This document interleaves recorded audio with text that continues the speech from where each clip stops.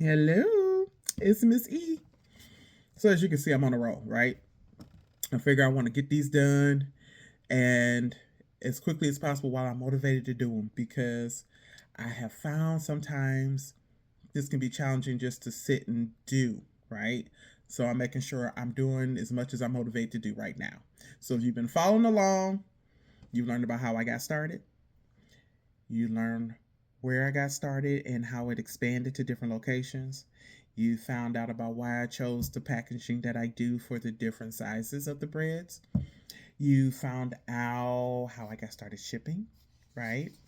And, hmm, well, now we are moving on to how I got started doing events, local events. Well, some not so local. I'll say that too, because I have been fortunate to go to different cities and sell my bread. Something I'm very grateful for. And it's interesting how that came out, which will be included within the story. So here it is. I actually started doing actual events where, because I hadn't considered it at first, I was just selling the bread at the location, and that was going good. When I believe most of it started more so once I stepped out to start doing full time because it was, well, no, not quite yet, because what had happened was I had written a book. You may or may not know, depending on how long you've been following me, how you know me when you see this video. But I have written a book just called "Are You Sure That You Are Ready? A Singles Guide to Preparing for Marriage." I released it in June of 2011, and shortly thereafter, now keep in mind that me writing that book was a task to say the least because it wasn't something I planned on doing. It was something God instructed me to do. I put off doing it off and on for the course of 5 years and finally completed it because I just needed to get it done, right? So I was talking to one of my church sisters, and she had said to me, you're going to have to start doing speaking engagements and things of that sort. Now, me in my head, I was like, "Who said that? I hadn't planned on doing all of that. I just wrote the book because out of obedience and being done, right?" And she was like, "No, no, it's much more to it." And I was like, "Well, I don't know if I want to do that because I've always kind of had a apprehension towards speaking. I've been put in different positions to speak in front of people and things of that sort, but I've never really fully felt. I was always apprehensive about it. I just not something I really want to do because for me, I believe I was always my preference was to be in the background. And clearly, God kept pushing me up to the front. And so after a while, I just learned to just not fight it and just be obedient and knowing that at the end of the day, He's guiding me through it. Right. So with that, her and I were talking for a while, and I just finally just was like, well, I guess if in fact this is what God wants me to do, then okay, fine, I'll do it. Right. So I said this was a conversation between her and I. Nobody else knew about this conversation at all. It was just her and I on the phone having a conversation, or may have been face to face. But either way, it was a conversation her and I had, right? I believe within 24 to 48 hours later, I get a call from someone else that I knew, um, who was at a local church, and she called me, asked me because she said she had this program going on at her church, and it was geared towards entrepreneurship, and she wanted for me to come in and speak to the students, which were primarily teenagers, but there will be some adults there too, about entrepreneurship. She knew I had written a book, she knew about the bread, and so she was like, "Would you come and speak?" I had to laugh because I'm like, "God, you're funny." Okay. Like, who knew in such a quick level of, okay, yes, I'll do it, would that happen? So I go, and so now I have to start looking at this type of thing. So it was the first doing all of that, selling the bread outside of the church and also speaking. So I come and I set up. Now, I must include that I do have a marketing degree, and I know a lot of different things because, like I mentioned before, from the different places that I've worked. I've worked in a company that dealt with where I was doing proofreading and publishing tasks. I've done, let's say, worked at the post office.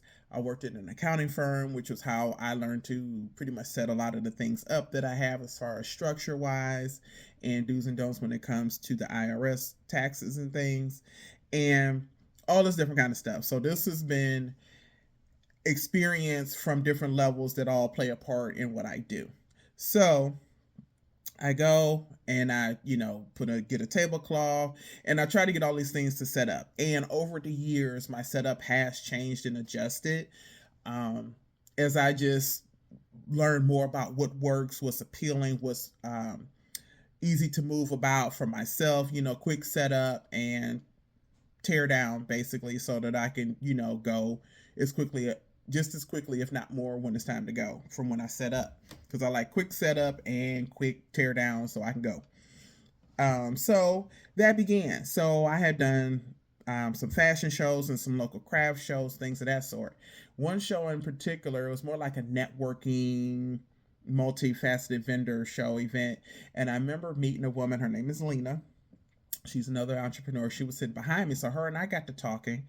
And she got to talking to, now she had just started pretty much doing her business. She had just had a baby and she was getting into the swing of things and stuff. And so she started saying, well, I'm not going to just limit myself to Cleveland. I'm going outside of that. And I was like, how do you go about doing that? And she's like, well, you go on social media. And she gave me the instructions on about how to go about finding these different events. And I said, oh, and she said, matter of fact, I'm going to Detroit in a couple of weeks. And so she gave me the information to the person who was the contact person for this event. And so I reached out, talked to the woman. She said, yes, come on up. So her and I initially were going to go together, ride up there together, come back, do all the stuff. Well, about a week or so before the event, she tells me, yeah, about that. She said, I made the mistake and I double booked. So I'm not going to be able to go to that one. I was like, oh, wow. Well, it's a good thing I don't mind traveling by myself because I've traveled to like Dayton, Ohio and stuff like that to go see my uncle and other family members before. So I'm not against it. So I was like, okay, well, it's only like 3 hours away, 3 hours or less. I'll go. I'll make the trip. No problem. I'll go up like a one train trip, go up, do the event and come on back. I planned it accordingly and did. Made some great connections up there that allowed me to come back from for a couple of other events.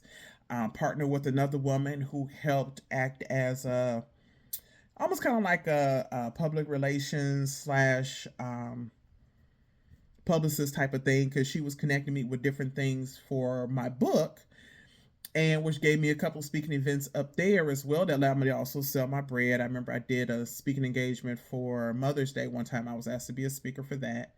And so yeah, so I've met up with a couple of different people there. So now when I do go up to Detroit, whether it's to see family or to visit with other people or even to do events, I can make a couple of calls, send out a couple of messages and ask people, you want some bread while I'm on my way up there, which works as a win-win for everybody. They know I'm coming, they get their bread.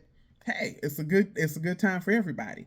Um, so I've learned to do that and to go other places. I can pack my stuff up and just go. I did an event in Chicago a couple of years ago where I met up with a woman. We connected because of Tabitha Brown on social media.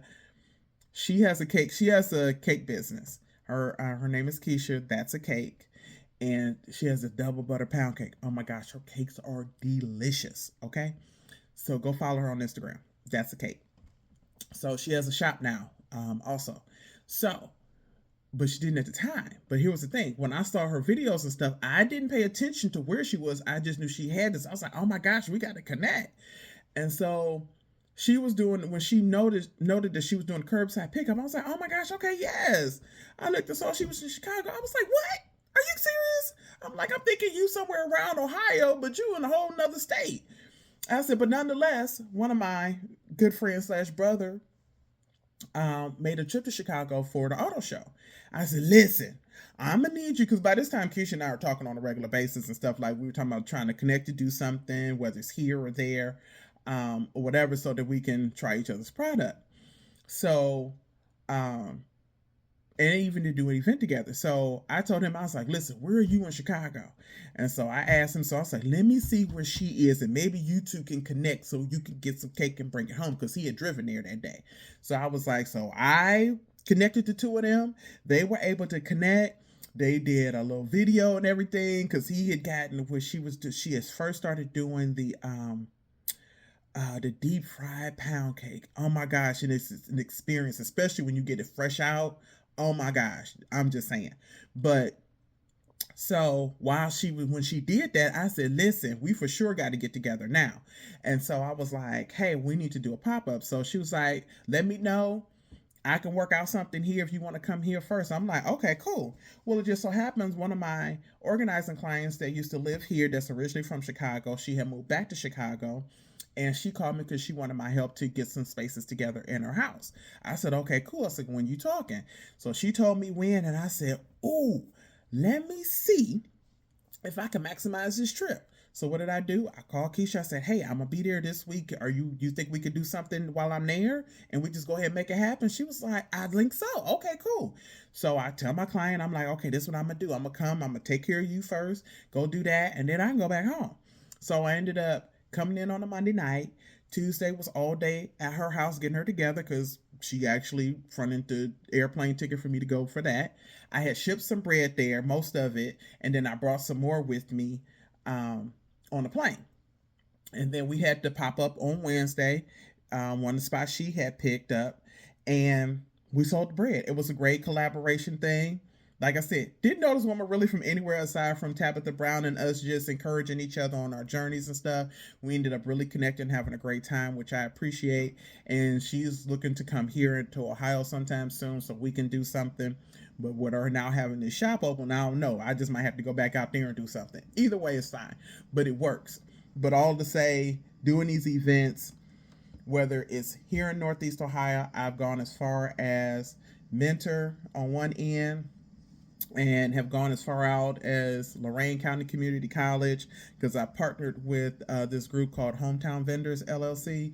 They have been great. I have been doing events with them for a couple of years now, and I've had success. I appreciate not only their following, but the way that they go about setting up events. They're very good about making sure everybody is, have what they need, and very encouraging and supportive and everything. And also, they have all these events. They have at least two a month. So I can continually do, if we're not with them, and I can pick and choose where else I want to go. I've done stuff in Solon, on the west side, Crocker Park, Rocky River, a lot of west side, Strongsville, because they love me over there. Avon, I go where I'm loved and received. So, I have no problem. I've done other stuff, like I said, downtown, all over. So I've done fashion shows. I've done Wacky Wears fashion shows for the past few years. Oh my gosh. And I just love going there because it's always a good time. Not only the show, but the customers, the level of support. I always see the people that I know, some new faces, but it's always a good time. So I appreciate it. So it all comes again back to making connections, networking, and building relationships because when you do stuff like you need to do in a professional way, you connect with others who are doing the same thing. It's a win-win for everybody. So that is an ongoing thing, which I will talk about in the next video about building relationships. But just so you know, that's how it came about. Being invited, and then I started looking. And I do my research to make sure it's a good event, that it's going to be a mutually beneficial thing. And sometimes it's trial and error, but more times than not, I get it together and know what to bring for whom, where. Okay? And I also wrote a book about it, which I have in the link in the video, so that you can learn more about how I do and why I do it, and to help encourage and inform others if you're looking to do the things to look for. Being mindful of the scammers, but also have your processes in place so that you can collect your funds, get the funds to them, knowing what to look out for, things to be mindful of. Because it could be great if you do it right, but it's appearance, being professional, and all of that plays a part as well. Okay, so that is it for today. Have a great one, and until next time.